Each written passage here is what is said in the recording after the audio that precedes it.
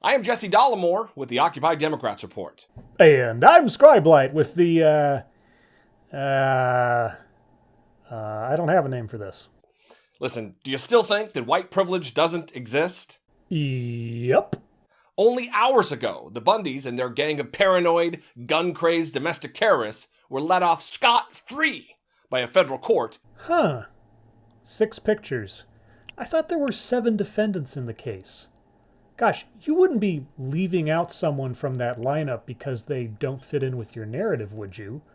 You wouldn't be leaving out David Fry, a Japanese American, would you?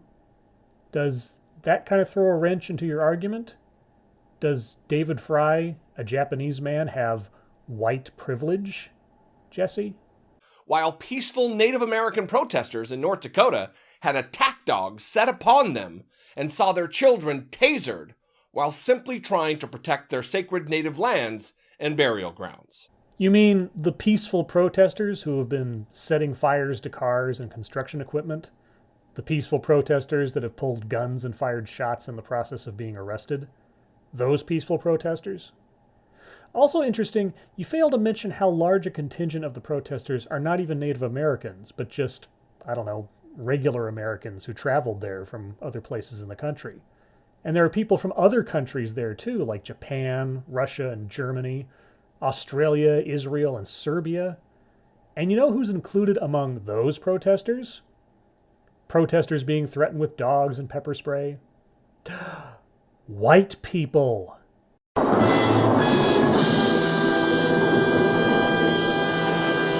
As for tasering children, you're going to have to provide a reference on that one. I can't find anything on that story.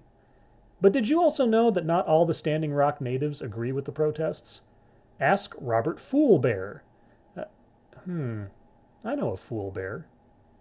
Anyway, he's the chairman of Cannonball, a town near the protest site. And he says that more than 2 years ago, when members of the Standing Rock Sioux tribe could have attended hearings to make their concerns known, they didn't care. Now suddenly the crowds are out of control, and he fears it's just a matter of time before someone gets seriously hurt. So why aren't you representing the opinions of Native Americans like Robert Foolbear, Jessi? You seem perfectly entitled to complain on behalf of some Native Americans. Why not others? Are you treating different segments of people from the same race differently, based on how well their arguments align with your own perspective on the situation? Does that seem like justice to you? Native people at Standing Rock in North Dakota and peaceful Black Lives Matter protesters around the nation, they're met with smear campaigns, propaganda, and violence. It is hilarious to hear you complain about propaganda when you made a conscious decision to leave out one of the defendants in the case in order to better fit your narrative.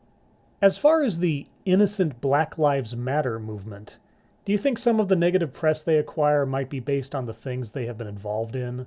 Like targeting people for assault based on their skin color? Or giving a pass to rioters based on their skin color?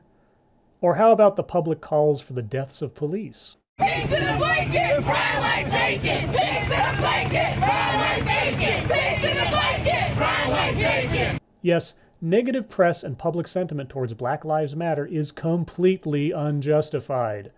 Also racist. Which Black Lives Matter is totally not. While an armed standoff, in an attempt to inspire a civil war, led by the infamous anti-American right-wing extremist Ammon Bundy and his family, which terrified an entire nation, is met with not even a slap on the wrist by our criminal justice system.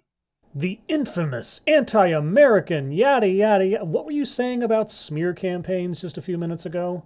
Look, it's about time that our justice system stop picking on the marginalized, disadvantaged, and underrepresented and started going after the real criminals who pillage and destabilize our country without consequence. Jessi, you're talking nonsense. The criminal justice system did go after those from the Oregon standoff. All of those white people, save for the one Japanese man you decided not to mention, of course. You wouldn't be ignoring the hardships and disregarding the voices of people of color in that instance, would you, Jessi? But I will repeat, they were arrested, indicted, prosecuted, and then, yes, acquitted. And many people, like you, disagree with that finding. And while you may not like the outcome in this case, you cannot say they've avoided consequences for their actions. And in blaming white privilege, you've just accused the jury in the case of all being racists, who sided with the white defendants over the white prosecutors. Huh. It's almost like they treated different segments of people from the same race differently based on how well their arguments align with their own perspectives. Now, why does that concept sound familiar? Anyway, thanks for watching.